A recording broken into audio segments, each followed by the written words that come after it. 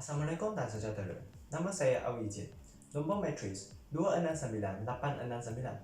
Saya akan membentangkan kajian saya yang bertajuk Kesan COVID-19 terhadap perniagaan pasar malam di Kapal Selangor. Pasar malam merupakan konsep pasar atau bazar yang perniagaannya dimulakan pada waktu petang sehingga kepada waktu malam. Ia merupakan sejenis pasar jalanan yang terdapat di Malaysia, Singapura dan Indonesia yang biasanya berada di kawasan perumahan. Ia dijalankan seminggu sekali di setiap kawasan perumahan tertentu. Perniagaan pasar malam akan berpindah rendah di kawasan perumahan berlainan setiap minggu. Perniagaan pasar malam adalah antara perniagaan yang dibatalkan oleh pihak kerajaan semasa Perintah Kawalan Pererakan (PKP). Perniagaan-perniaga pasar malam telah menghadapi cabaran yang besar semasa pandemik COVID-19 ini. Perniagaan pasar malam merupakan satu perniagaan yang memerlukan modal yang tidak besar dan menguntungkan tinggi. Hal ini menyebabkan perniagaan pasar malam mudah dimulakan dan diuruskan. Oleh itu, orang ramai memilih untuk menjalankan perniagaan di pasar malam untuk memperoleh pendapatan dan menjaya meningkatkan taraf hidup mereka. Berbagai pekerjaan telah disediakan di lokasi pasar malam ini, antaranya peniaga makanan dan minuman, peniaga sayur-sayuran dan buah-buahan. Kebanyakan perniagaan ini terdiri daripada penduduk kapal, akan menyediakan peluang pekerjaan yang banyak untuk penduduk tempatan. Perniagaan pasar malam sebenarnya akan menyediakan peluang pekerjaan yang banyak untuk rakyat Malaysia dan dapat mengurangkan kadar pengangguran untuk membangun ekonomi Malaysia.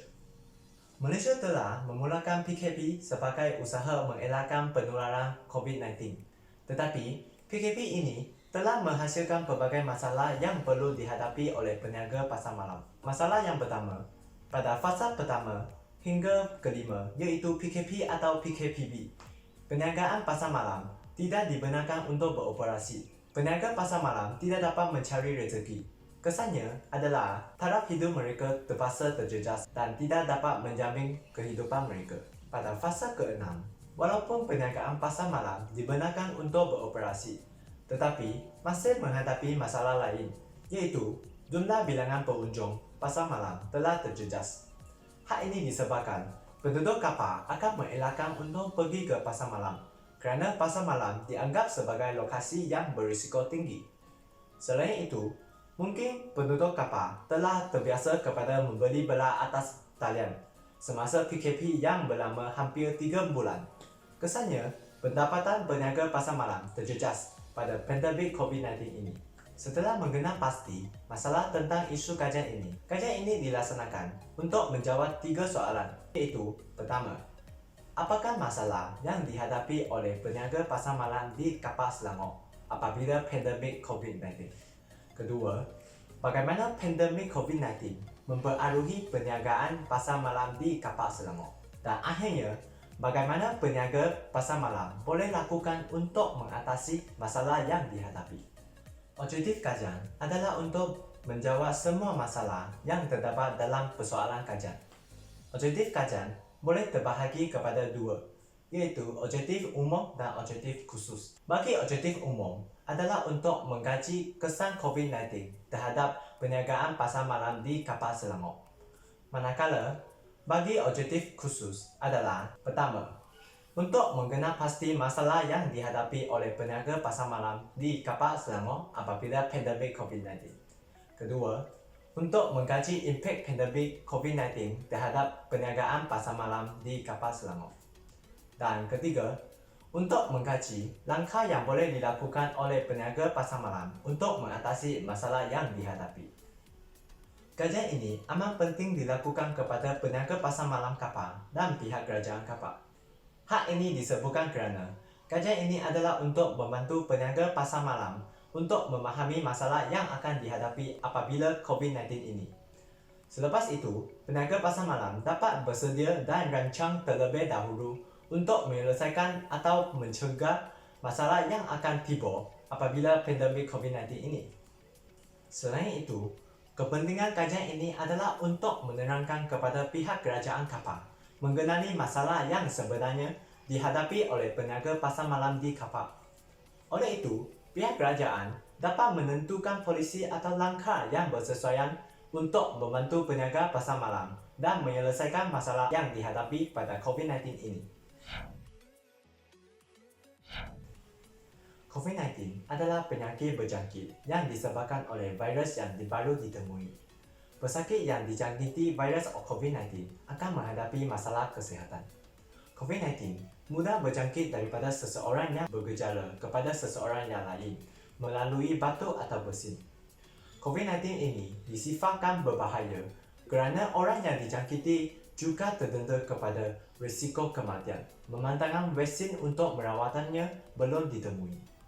Manakala, pasar malam didefinisikan sebagai kelompok gerai yang menjual barang-barang makanan keperluan atau tempat orang menjual beli pada waktu malam. Selain itu, peniaga pasar malam juga ditarifkan sebagai aktiviti penjajahan walaupun ianya semi-statik atau bermusim. Pasar malam hanya dibuka beberapa hari dalam tempoh seminggu kerana majoriti peniaga pasar malam akan berbintar kawasan pada hari yang berbeza. Hasil kajian lepas telah menunjukkan bahawa sekitar 75% perniagaan tanpa pelang kesinambungan untuk menghadapi masalah muflis selepas krisis. Selain itu, halangan utama yang dihadapi oleh perniagaan kecil dan sederhana adalah masalah aliran tunai, kehilangan pekerja, dan keupayaan syarikat untuk berkembang pada masa depan telah dilemahkan. Masalah-masalah tersebut akan membawa kesan yang buruk kepada peniaga. Antara kesannya yang boleh kita mendapati daripada hasil kajian lepas adalah hasil kajian lepas menunjukkan bahawa sebanyak 76% pemilik perniagaan perlu menutup perniagaan mereka semasa PKP. Majoriti daripada mereka terutamanya bergantung kepada ekonomi tidak formal, misalnya perniagaan kecil-kecilan atau perdagangan yang tidak dapat menjalankan aktiviti perniagaan semasa PKP. Walaupun perniagaan kecil menghadapi cabaran yang besar dan dipengaruhi oleh pandemik COVID-19 dengan kesan yang serius, tetapi peniaga bukannya langsung tidak mempunyai cara untuk menyelesaikannya. Oleh itu, perubahan strategi perniagaan, pemberbagi cara operasi dan tingkah laku perniagaan serta tekanan untuk mencari sumber baru dan peluang untuk membangun semula diakui sebagai cabaran survival penting bagi kebanyakan perniagaan semasa COVID-19 ini. Perbezaan antara kajian penyelidikan dengan kajian lepas adalah kajian penyelidikan ini lebih fokus pada aspek peniaga pasar malam. Pengkaji telah mengetahui pandangan peniaga pasar malam dan menerangkan masalah yang dihadapi oleh mereka apabila pandemik COVID-19 ini. Tetapi, kajian lepas lebih fokus kepada perniagaan syarikat yang terdapat dalam Malaysia dan menjelaskan kesan pandemik COVID-19 terhadap kebanyakan perniagaan syarikat.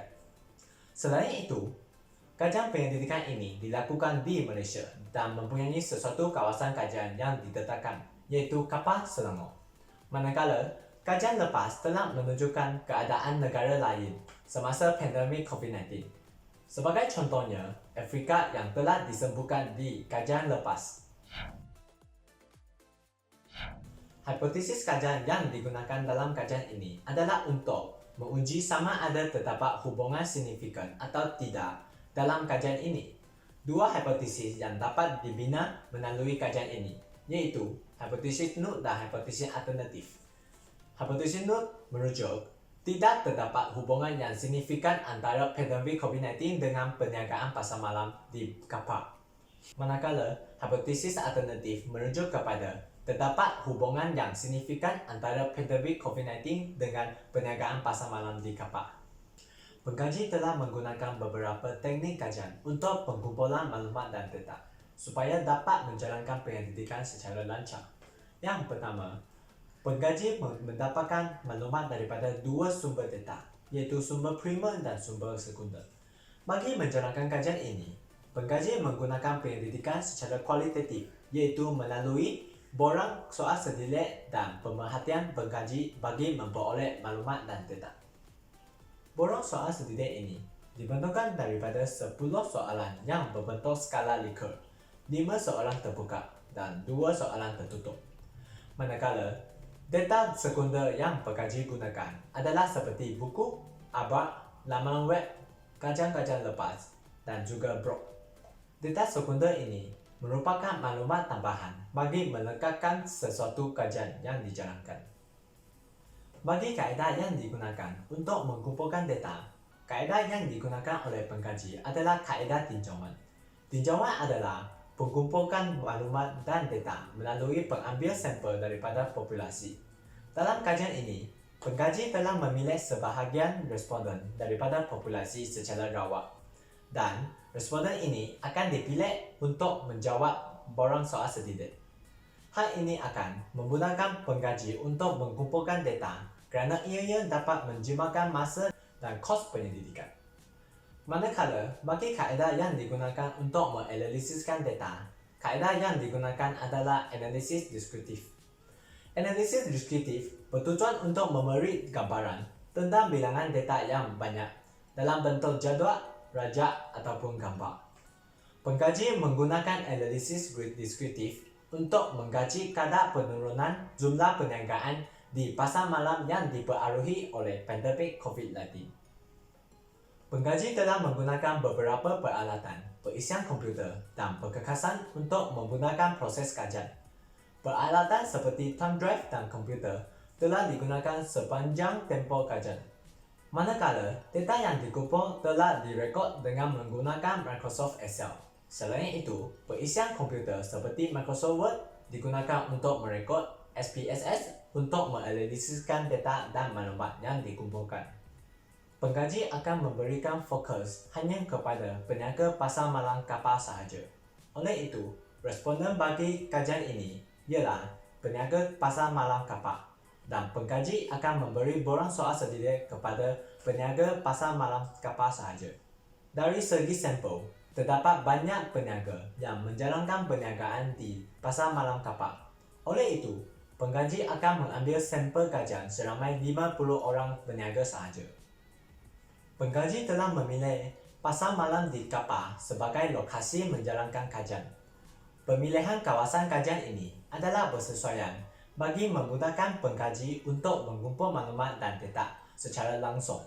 Selain itu, dari sumber serta memudahkan penganalisiskan dijalankan dengan tepat disebabkan pengkaji berhidup di kapal selama 20 tahun dan memahami kawasan kajian ini.